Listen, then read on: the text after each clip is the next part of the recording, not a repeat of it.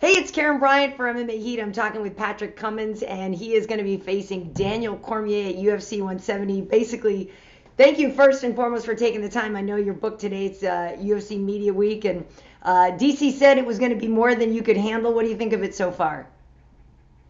I think it's going pretty well. I mean, I'm taking extra interviews, so I think that's a good sign.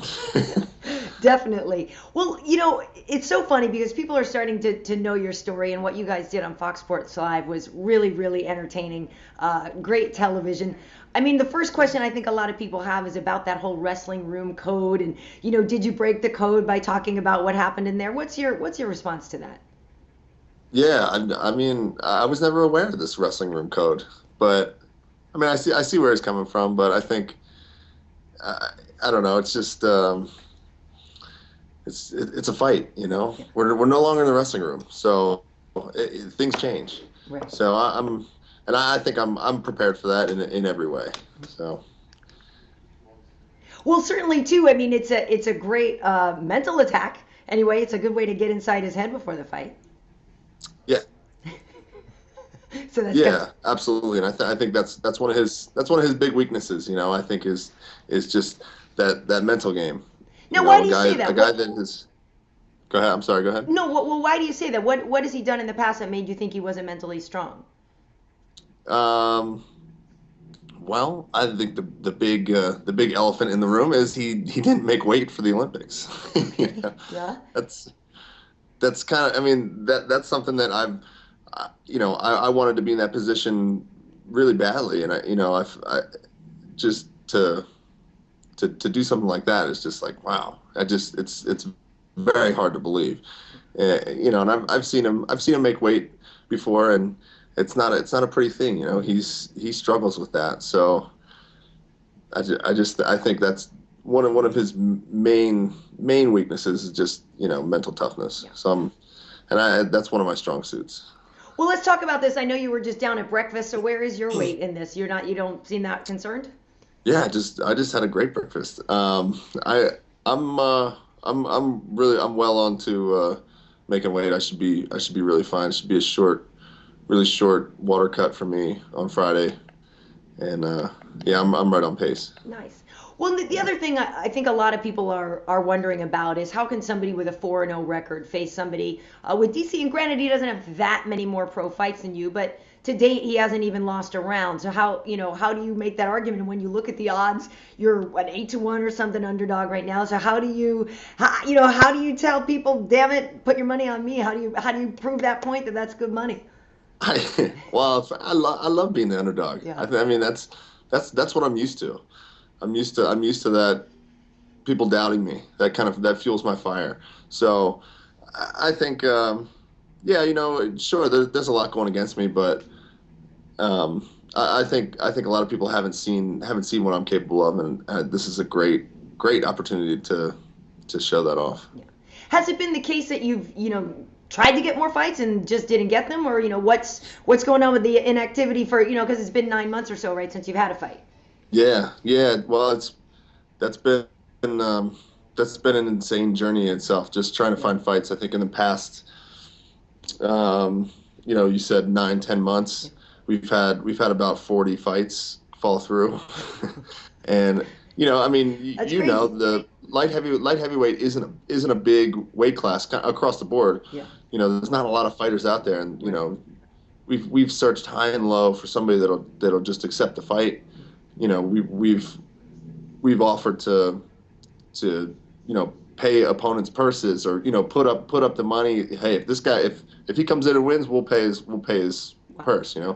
But it's just it's been awful, and I'm just that my first relief was I'm so glad we don't have to do that anymore. Yeah. And I think more so my manager than me, because he's the one going out there trying to find them. So Very nice. I feel bad for him. Well, that's good. So, and what kind of deal did you sign with the UFC? I mean, is it obviously you have this fight with DC. Is it options for more if you win? How long could you be with the organization on this initial Yeah, contract? yeah. We signed a multi-fight deal, Yeah. so we're we're pretty pleased with that. Nice. Well, I know that you train down at Reign. Obviously, a lot of skilled fighters down there. But in this very short time, and it's a wrestling-based gym down there, which we know is your strength. But in this short time that you've had, knowing that you're specifically fighting DC, what have you been working on? Because, he's pretty well-rounded, I think. I mean, except for jiu-jitsu, maybe is not his thing. But DC's obviously his wrestling game is great and his striking is good. Yeah, I think it's actually been in my favor because you have 8 weeks or so to think about an opponent and overthink about an opponent. So I think, hey, this is what he does. Let's break down some film and see. And I have great guys like Mark Munoz who has trained with him quite a bit and has been helping me out, giving me a good feel in the past couple of days of how.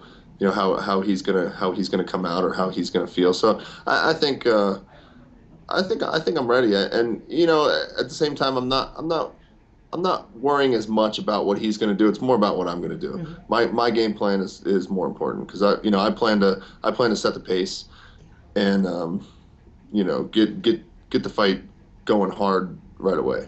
Well, pace will obviously have a lot to do with this fight. It's the first time he's cutting to 205. So how do you think that will affect him, in general? And do you think that, cardio, you talked about him not making weight. Do you think that his conditioning has always been an issue? I think so, yeah. I think he, just from watching his fights, there's always those moments where he's resting.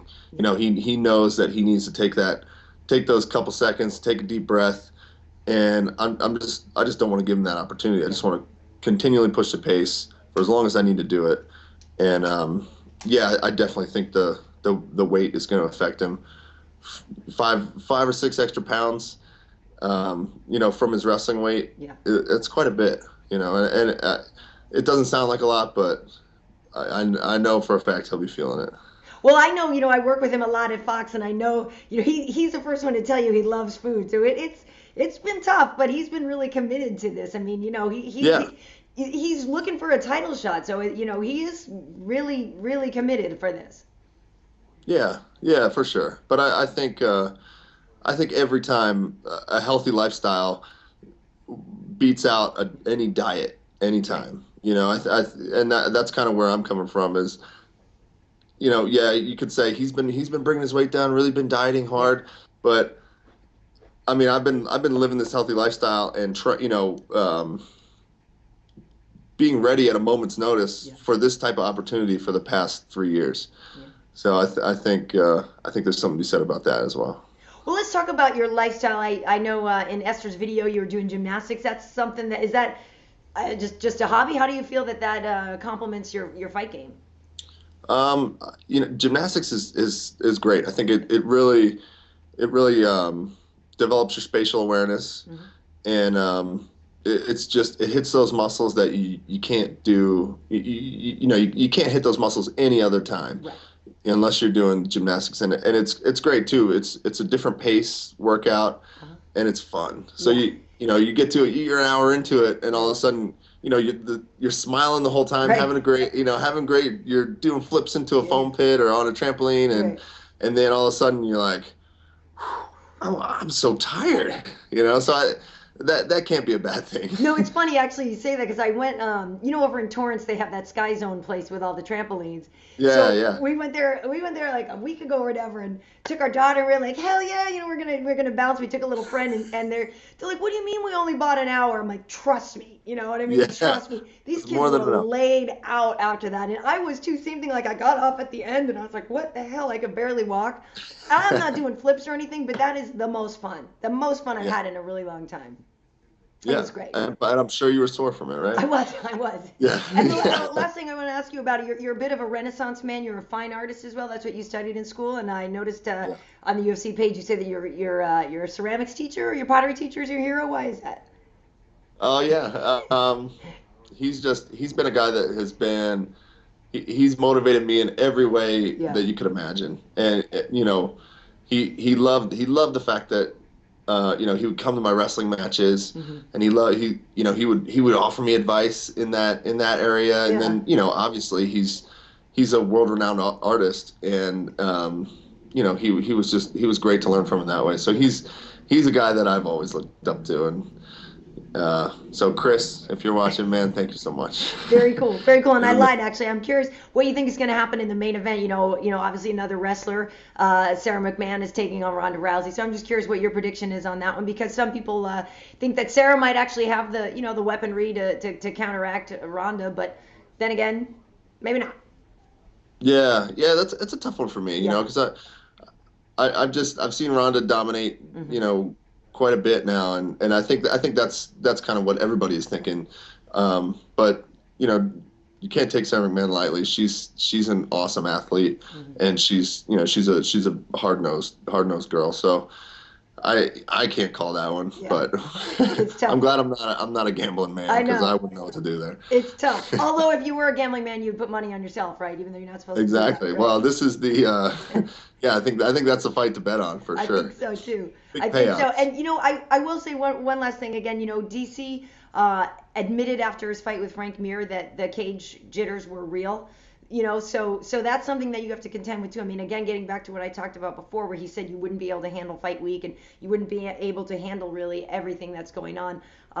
Are you concerned about that at all? I mean, you're the co-main event in Vegas. I mean, that's pretty massive. So do you do pre-vis, any kind of mental prep for that, or what? Yeah, absolutely. I mean, a lot of mental things go into it, and I think just kind of working on staying relaxed as much as possible, and not letting that big show bother you. And I've been in a few big stages myself, with wrestling and with a few MMA fights. So I'm expecting it to be somewhat of an issue, but I think even with the handicaps, I think my conditioning will be stronger than Daniel's anyways. Yes. So I'm not too concerned in that way.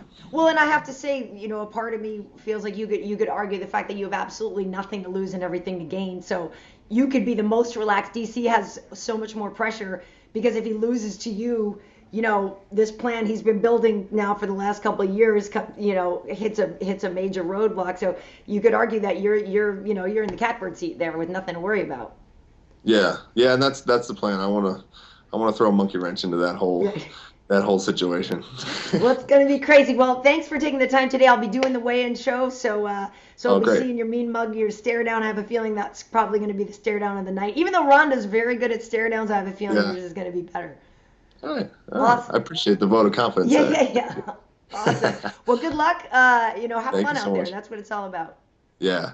I'm looking forward to it. All right. Thanks, Thanks, Patrick. Karyn. Yep. Bye.